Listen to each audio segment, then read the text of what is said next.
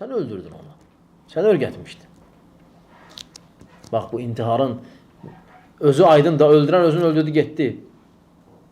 Amma niyə baş verir bu şeylər? Bax, buna görə. Televizor, filmlər, teleseriallar xüsusən və cəmiyyətdə yayılan bu cahillik, elmsizlik, dini bilməmək. Dindarlar lağ eləyirlər. Namaz qılanlar, məscidə gedənlərə öz halalına xəbəri yoxdur. Öz hallarına insanlara xəbəri yoxdur.